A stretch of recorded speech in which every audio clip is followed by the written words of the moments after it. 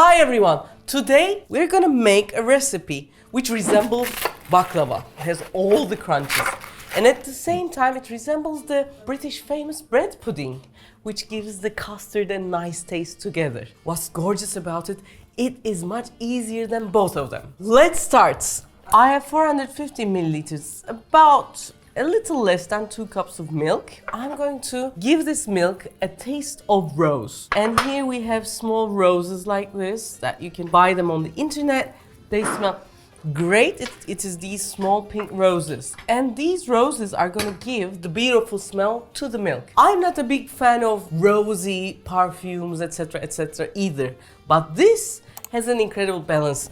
On the other side, there is Tunç, and I'm seeing he doesn't like the rose. I hate roses. Yeah, but I promise you, you will like this, cause what happens is very interesting that linden, rose, these kind of flowers, when they get dried and make tea out of them, the smell you get is not fresh. But when you mix it with milk and when it gets cold, the smell becomes amazing. This is something that I have personally discovered. Anyways, so this milk is gonna go hot together with the roses, and then I'm gonna turn it off and let it cool. As a person who doesn't like rose taste and who tasted this before, wait for it. It's amazing. On the other side, 3 tablespoons of butter, and here I have 12 baklava sheets. Now I put a bit of butter to the tray, like this. And then this tray is about 30 centimeters to 40 centimeters, and I'm going to just need 12 phyllo sheets, which are a little bigger. Let's take 1 sheet and drizzle some butter like this. And then 1 heaped tablespoon of sugar here for all the 12 sheets. I'm just spreading it so that phyllo has a bit of the sweet taste. Then what I'm going to do is I'm going to wrap it like this. And magically the tray appears under my hands. So like this. Because these go dry, don't worry about these cracks, etc. They will just be even more beautiful. We want like up things, low things, empty spaces. The more wrinkly it is, the better it's gonna be, because each wrinkle means it's gonna be some crunch. Now I'm going to make the 12 sheets. I have seen this recipe on the social media, loved the idea so much, and manipulated it a bit.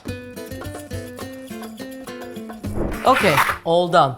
Finally, the leftover butter goes on top like this. And now this is ready to go to the oven.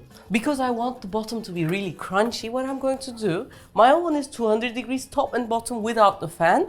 I'm going to put it to the bottom of the oven directly for about 8 to 10 minutes. Then I'm going to move it to the middle rack and another 10 minutes. While that is cooking, I'm going to make some kind of a custard which has the rose flavor, which hopefully even Tunç is gonna like. I have sugar, 2/3 of a cup, and about 2 tablespoons of flour. What I'm going to do, turn the lowest heat, make it mix a bit, and let the flour heat a bit. Then I'm going to add this rose milk.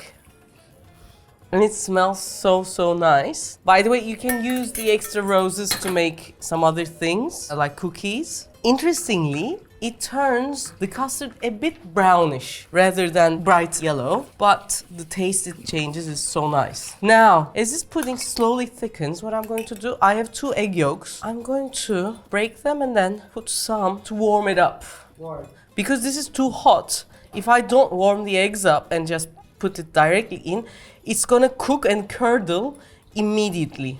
Whisking is really important because it helps the egg and the pudding to mix together really well and warms everything together.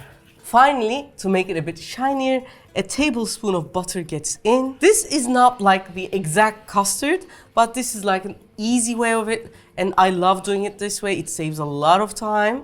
And I turn the heat off. And I'm gonna go out a bit to cool this. And here we are preparing something else. Always work, but the view is nice. For the newcomers, what is Kuzguncuk famous for in Bosphorus is for its religious multicultural perspective. Here there is a mosque and a church and a synagogue sharing a garden there. There's a saying which I learned and loved so much. Spring will come eventually, no matter... Neydi?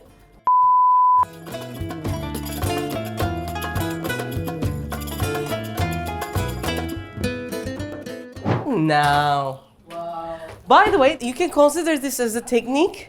Now we're making a dessert, but actually, for example, you can put some cheese, a bechamel sauce, for example, to the corners like this. Some chicken if you like, or make it like a tomato sauce and some minced meat. It's like nacho. Yeah, you can use it like a nacho. Now what I'm trying to do is, by the way, putting this beautiful thing into the cracks. This goes back to the oven for about 10 minutes. Meanwhile, we have just 2 more things to do. There are some pistachios here. I'm going to roughly chop them. These pistachios are called boziç in Turkish. These are good for baklava. These are not salted and roasted. Therefore, they're so green. If you can't find it, actually you can find it maybe easier in United States and London than in Istanbul, interestingly. I think in London and United States, they're also sold kind of like boiled and bright green without the skins. You can also use them as well. Most importantly, it shouldn't be salted. And also, what I'm going to do is I'm going to take the petals. These roses have the outside petals like this. These are edible. By the way, these black things are their seeds. We can plant them. They're also edible and it's okay. Don't be afraid of them. Some of them has yellow inside, which I wasn't able to find, but if you have those, don't use those yellow sides, just the bright pink ones. You can use red roses. There are red versions of it as well, especially from India. They're so nice. Now, I forgot to tell you the importance that the pudding should be cool.